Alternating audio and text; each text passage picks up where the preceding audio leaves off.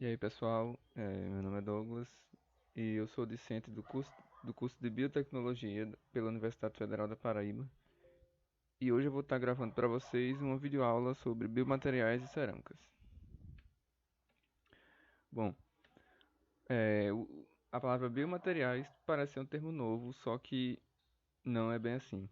O uso dos biomateriais, ele não é recente. Há registros de, de vários usos, de vários materiais usados como biomateriais. Por exemplo, há registros de dentes artificiais feitos de conchas pelos maias em 600 a.C., de ferro pelos franceses e de ouro e madeira pelos chineses e romanos.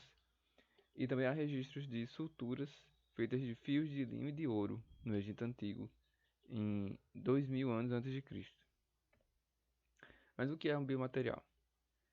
Em 2007, Park Lakes definiram como qualquer material usado na fabricação de dispositivos para substituir uma parte ou uma função do corpo de forma segura, confiável, econômica e fisiologicamente aceita.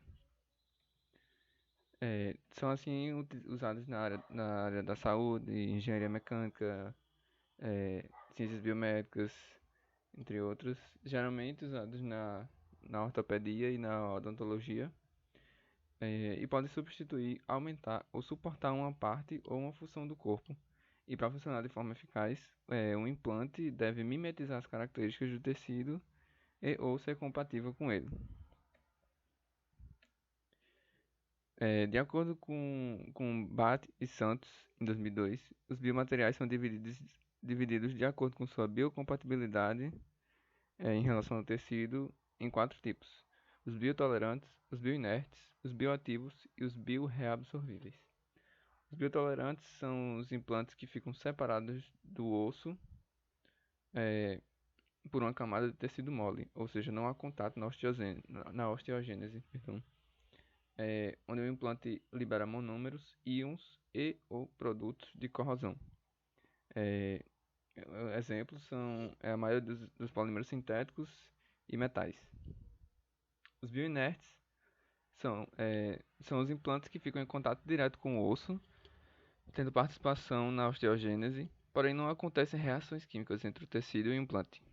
Por exemplo, a alumínio, o zircônio, o titânio, o carbono, entre outros. Os bioativos, há interação entre o implante e o tecido, interferindo diretamente na osteogênese. O que acontece? A parte mineral do implante, ela tem a similaridade química com o tecido ósseo, promovendo no tecido ósseo a osteocondução. E os principais são as interações entre cálcio e fosfato, as vitrocerâmicas, que eu vou falar mais pra frente, e a hidroxiapatita. E por fim, os bioreabsorvíveis são compostos por materiais que são degradados no organismo. Podem ser degradados, solubilizados ou fagocitados após um período de tempo. São exemplos o fosfato tricálcico e o poliL ácido lático. Também deve-se falar sobre os biomateriais metálicos. Algumas vezes, metais em sua forma natural, em pequena quantidade, é importante ressaltar isso, são aceitos pelo organismo, como por exemplo o ferro nas hemácias, o cobalto na síntese da vitamina B12 e as ligações cruzadas de elastina na aorta. Alguns metais são utilizados para substituir tecidos duros, como o quadril, joelho. São utilizados também como placas e parafusos para fixar fraturas, implantes dentários, dispositivos de fixação de coluna vertebral, implantes ortopédicos, entre outros. É importante citar que eles devem ser biocompatíveis e resistentes à corrosão. É, Exemplos são as ligas de cobalto e ligas de titânio. Sobre os biomateriais cerâmicos, é, peraí.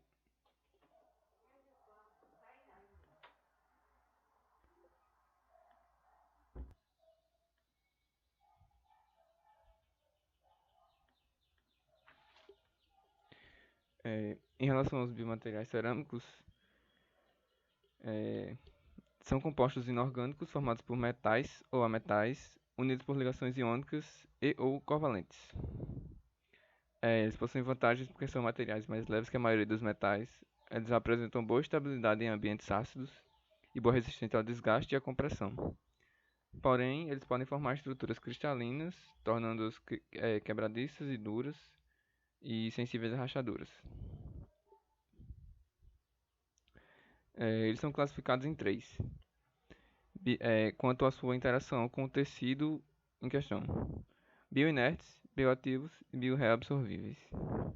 Os bioinertes, eles não reagem com o tecido e apresentam alta resistência à corrosão, desgaste e resistência mecânica. Eles mantêm suas propriedades físicas e químicas quando são implantados e são tolerados pelo organismo, por exemplo, a alumina e a zircônia. Os bioativos, eles interagem com o tecido onde foram implantados e estimulam o tecido a reconhecer o material como se fosse um tecido natural, como se fosse o tecido do próprio corpo, induzindo a cura.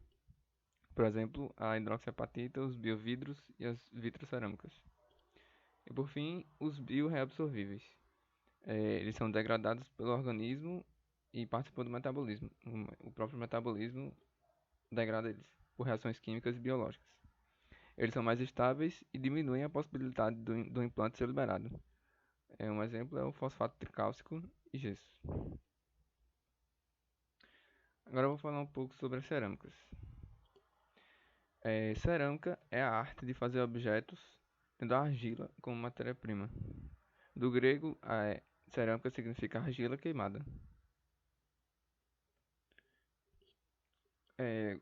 Qualquer material sólido inorgânico não metal que esteja submetido a altas temperaturas na sua manufatura pode ser considerado uma cerâmica.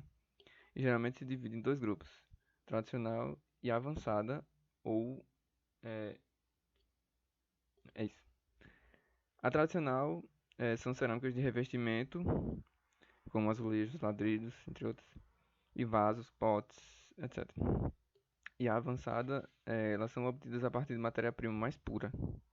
E o processo para sua obtenção é mais complexo porque depende de ferramentas de corte para usinagem, tijolos refratários para os fornos, depende da utilização da cerâmica, etc. E são classificados por diversas formas. A mais comum é por sua aplicação. Outras são pela sua composição química, que podem ser por óxidos metálicos, carbetos, nitretos e oxinitretos. Pela sua origem mineralógica, que pode vir do quartzo, da bauxita, da zircônia, da apatita, etc. E pelo método de moldagem, que pode ser pela compressão isostática, pela colagem da barbotina, colagem por barbotina, pode ser também pela extrusão e moldagem por injeção, pode ser pela calandragem, etc.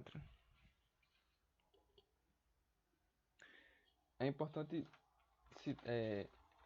citar uma questão do mercado, que é a diferença entre a cerâmica e o porcelanato. Apesar de vir da mesma origem, apesar de ter a mesma origem, o porcelanato é mais caro. Por quê? Porque eles apresentam diferenças no processo de fabricação. O porcelanato, ele tem adição, quando necessário, de areias, filitos, caulins, etc. E o tempo de queima é mais alto, pode chegar até 1200 graus Celsius. E, e de acordo com uma certa regra, quanto maior a temperatura de queimagem do material, da argila, maior é a resistência do piso. Ou seja, o porcelanato é mais resistente, além de também ser mais premium, entre aspas. Ele dá um, ele é mais, ele é esteticamente melhor. E, e um ponto a se citar sobre a cerâmica é que ela absorve água. Ou seja, com o tempo, e se não for instalada corretamente, ela pode absorver água e seu tempo de vida médio pode diminuir, consequentemente. E agora, por fim, sobre as vitrocerâmicas. A vitrocerâmica do inglês Glass Ceramics É um material cerâmico composto de microcristais dispersos numa fase vítrea. É, Eles são obtidos colocando o vidro em temperaturas muito elevadas, entre 500 a 1000 graus Celsius, provocando a cristalização do vidro e não havendo poros entre os cristais. É, o termo se refere à combinação de vidro com lítio, silício, alumínio e óxidos, produzindo vários metais com propriedades termomecânicas muito interessantes. Por exemplo, eles apresentam maior resistência a choques mecânicos e térmicos que os vidros comuns. Eles possuem baixa condutividade elétrica e pouca dilatação térmica.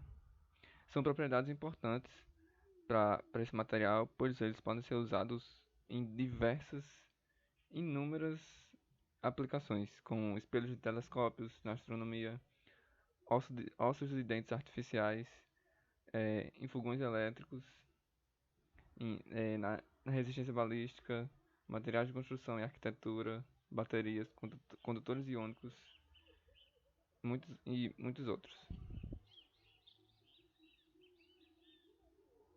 É, é, uma importante comparação que pode se estabelecer é entre as vitrocerâmicas e os vidros. As vitrocerâmicas, elas possuem são melhores que os vidros porque na sua fabricação elas permitem um design da micro ou nanoestrutura, podendo variar de tamanho, geometria e porosidade de grãos, porcentagem de cristalidade, quantidade de fases cristalinas na matriz vítrea, e consequentemente suas propriedades são melhores, elas podem ser mudadas. As vitrocerâmicas podem apresentar alta estabilidade térmica e química. Elas podem ser mais tenaz e condutor elétrico que o vidro. Elas podem possuir bioatividade. O seu coeficiente de expansão térmica é controlável. Possui menos poros. Ou seja, pode haver uma combinação de propriedades, tornando elas mais versáteis. Materiais mais versáteis que os vidros. Então é isso por hoje, gente. Muito obrigado pela atenção de vocês. E valeu!